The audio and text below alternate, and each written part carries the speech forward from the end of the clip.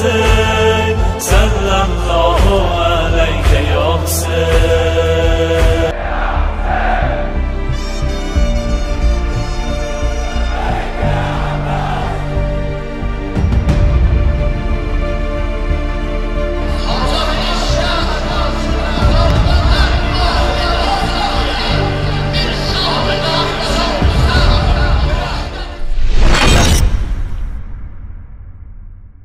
بسم اللہ الرحمن الرحیم.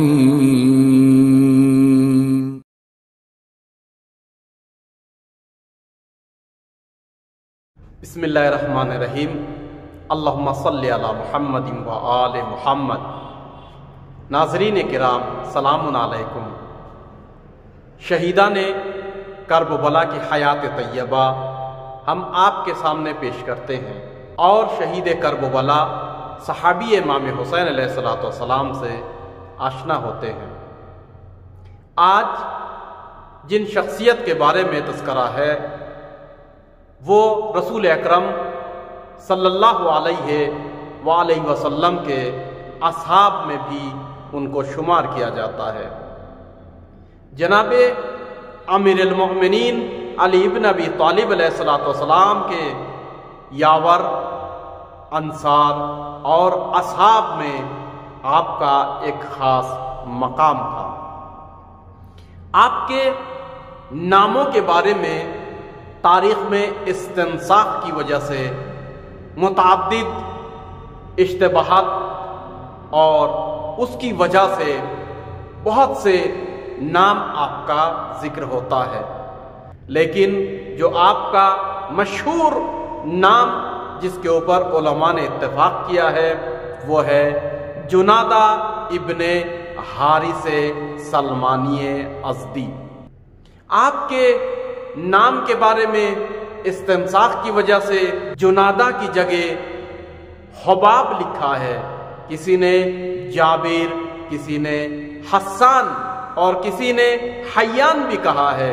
اسی طریقے سے آپ کو عبادہ بھی کہا ہے، آپ کا نام جبار بھی لکھا گیا ہے، اور کسی نے جیات بھی لکھا ہے اور کسی نے حیات. آپ کے لقب اور کنیہ کے بارے میں جیسا کہ کسی نے سلمانی لکھا ہے، کسی تاریخ میں ازدی لکھا ہے، کسی کتاب میں مزہجی لکھا ہے، کسی میں انصاری اور کسی میں مرادی.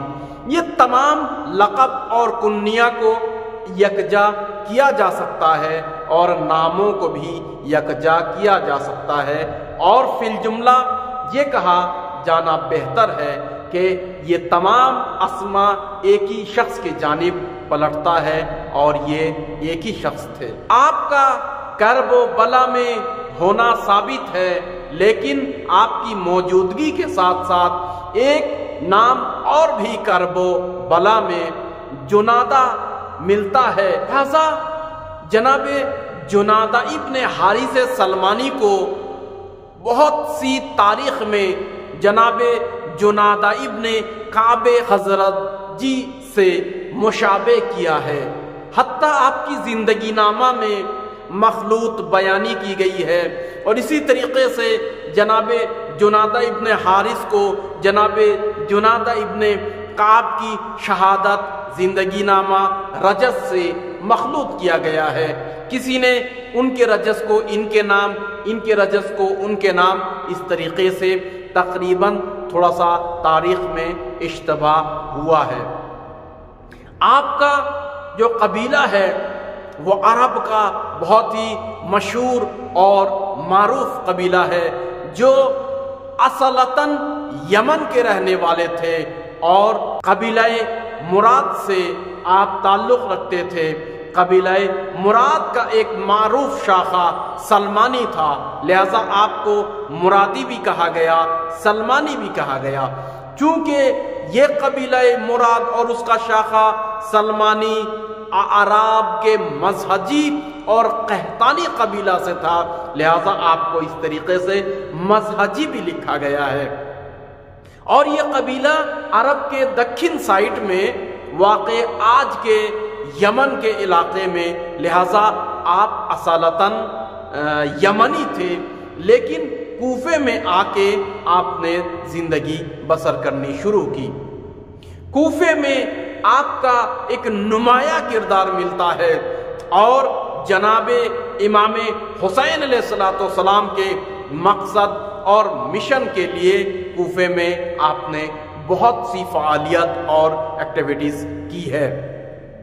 کوفہ میں جناب جنادہ ابن حارث سلمانی نے جناب سلیمان بن سرد خزاعی جو کوفے کے شیعوں کے بزرگ تھے اور نہضت امام حسین علیہ السلام میں پیش تھے، آپ بھی ان کے دولت قدے پر وہ جو محبان اہل بیت کا اجتماع ہوتا تھا، اور بعد مرگ امیر شام جناب سلیمان بن سراد خزاعی کے گھر پہ اجتماعات اور جتنے بھی محبان اہل بیت تھے وہ حرکت میں آ گئے، اور انہوں نے امام حسین علیہ السلام کو کوفے میں آنے کی دعوت دی، اور اموی حکومت کے ظلم اور بربریت سے نجات دینے کے لیے امام حسین علیہ السلام کے دامن کو تھاما۔ جو خط کوفے کے بزرگوں نے لکھا جس میں پیش جناب سلیمان بن سرد، اسی میں جناب جنادہ ابن حارث بھی نامہ لکھنے میں اور خط دینے میں پیش تھے۔ آپ نے کوفے سے مستقیماً ذاتی طور پہ بھی امام حسین علیہ السلام کو خط لکھ کر کوفہ آنے کی دعوت دی۔ جب کوفے میں امام حسین علیہ السلام کے جانشین حضرت مسلم ابن عقیل تشریف لائے تو جناب جنادہ ابن حارث پیش رہے، اور حضرت مسلم کے ہاتھوں پر نہ صرف یہ کہ بیعت کی بلکہ دوسرے لوگوں کو بھی بیعت کرنے میں تشویق دلائی، اور اموی حکومت کے ظلم کے پنجوں سے بچنے کے لیے ان کو امید دی۔ جناب مسلم ابن عقیل علیہ السلام کی شہادت کے بعد لشکر عبید اللہ ابن زیاد کے خوف سے اپنے قبیلے کے کسی عام گھر میں روپوش ہو گئے، اور جب آپ کو وقت ملا تو آپ نے اپنے کچھ خاص افراد کو لے کر امام حسین علیہ السلام سے ملنے کا ارادہ کیا، مگر کوفے میں عبید اللہ ابن زیاد کا محاصرہ تھا، چاروں طرف جاسوسی نظام بچھا ہوا تھا، لہذا اس جاسوسی نظام کو توڑتے ہوئے اور محاصرے کو توڑتے ہوئے آخرکار آپ امام حسین علیہ السلام سے جا کر ملحق ہوئے۔ مکے کے نزدیک جہاں عزیب المجانات کا مقام ذکر کیا گیا ہے، اس مقام پر آپ ایک رہنما جو کوفے سے آپ نے اپنے ساتھ لیا تھا، جس کی رہنمائی میں آپ پہنچے، وہ تھے ترمہ بن عدی طائی۔ ترمہ بن عدی طائی کی رہنمائی میں آپ اپنے کچھ لواحقین کو ساتھ لے کر چلے۔ اس میں جو پیش نام ذکر ہوتا ہے جناب عمرو بن خالد سیداوی، اور آخری لمحے تک انہوں نے امام حسین علیہ السلام کے کنارے آپ کا ساتھ دیا۔ اسی طریقے سے جناب عمرو بن خالد سیداوی کے ایک غلام تھے کہ جن کا نام سعد تھا، وہ بھی کربلا میں آئے اور وہ بھی شہید ہو گئے۔ اسی طریقے سے آپ کے ساتھ خدمت گزار جناب مجمع بن عبداللہ عائزی بھی ساتھ تھے۔ آپ کا بیٹا بھی کہا جاتا ہے کہ جناب جنادہ بن حارث سلمانی کا بیٹا جناب عمرو بن جنادہ، جن کا تذکرہ ہم کر چکے ہیں، اور اسی وجہ سے اشتباہ تاریخی ہے۔ لیکن آپ کے خدمت گزار جناب نافع بن ہلال جملی یا بجلی بھی ساتھ میں آئے۔ یہ افراد محاصرے کو توڑتے ہوئے امام حسین علیہ السلام کے کاررواں سے ملحق ہو گئے۔ آپ کی شخصیت اور آپ کے اوصاف حسنہ کے بارے میں جو عمدہ گفتگو کی جاتی ہے وہ لکھا جاتا ہے کہ آپ بہت ہی بہادر جنگجو تھے اور معروف شیعہ شخصیتوں میں سے آپ کا شمار کیا جاتا تھا۔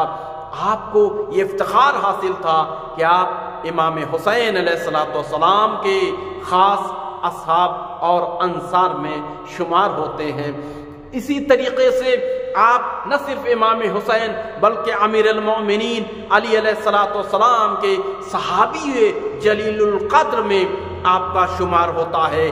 جناب جنادہ نے جنگ صفین میں پیش رہتے ہوئے بہت ہی نمایاں کردار ادا کیا اور حب امیر المؤمنین میں آپ نے اپنا نام رہتی دنیا تک قائم رکھا۔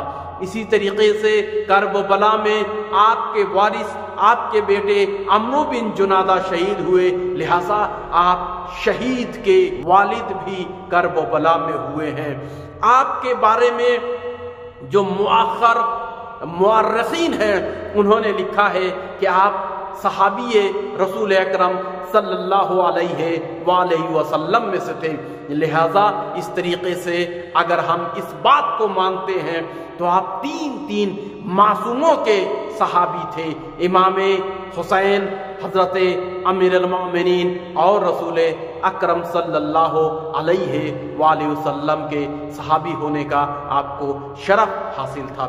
جب آپ اس مقام پر پہنچے اور امام حسین علیہ السلام سے ملحق ہونے لگے تو یہاں پر ایک عجیب واقعہ پیش آتا ہے کہ حر نے جو امام حسین علیہ السلام کا محاصرہ کر رکھا تھا، اس نے دیکھا کہ 4-5 افراد گھڑ سوار کوفے کی جانب سے بہت تیزی کے ساتھ آ کر ملحق ہونا چاہتے ہیں۔ ایک مرتبہ حر نے ان کا راستہ روکا اور جب امام حسین کے نزدیک آئے چاروں طرف سے جناب جنادہ اور ان کے ساتھیوں کو گھیر لیا۔ امام حسین علیہ السلام آگے آئے اور آنے کے بعد حر کو خبردار کیا، جو میرے ساتھ مدینے سے چل کر آئے ہیں وہ میرے اصحاب اور یاور ہیں، اسی طریقے سے جو بھی مجھ سے ملحق ہو رہے ہیں وہ بھی میرے انصار اور مددگار میں سے ہیں، اور اس کی حفاظت کی ذمہ داری حسین ابن علی کے اوپر ہے، لہٰذا میں تم کو گرفتار کرنے نہیں دوں گا۔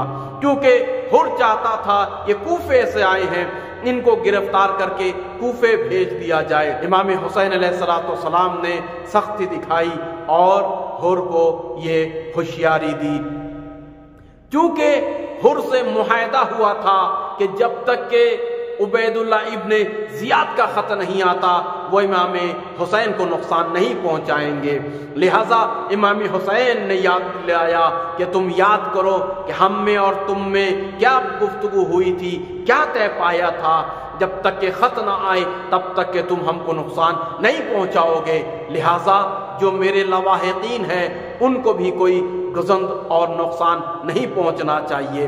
امام حسین علیہ السلام جن کو پناہ دے خوش نصیب ہے وہ وقت کے امام کے پناہ میں وہ پہنچ گئے، اور اس طریقے سے امام حسین نے ان کو گرفتار ہونے سے بچایا۔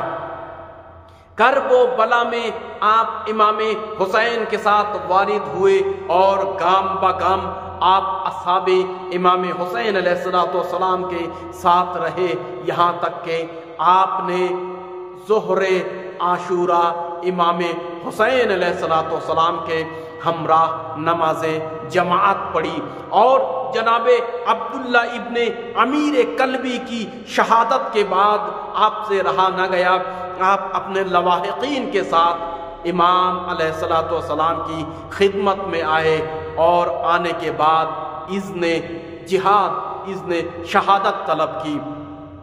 4 ساتھی کو ساتھ لے کر آپ امام کے پاس آئے، زانوئے ادب کو طے کیا، اور امام سے جب آپ کو اجازت ملی لشکر عمر سعد کے دستے پر آپ نے اور آپ کے ساتھیوں نے یلغار کیا، حملہ کیا، چونکہ سبھی بہادر تھے اور موت سے ڈر نہیں تھا، موت سے کوئی خوف نہیں تھا، لہذا آپ لشکر کے اوپر جا پڑے۔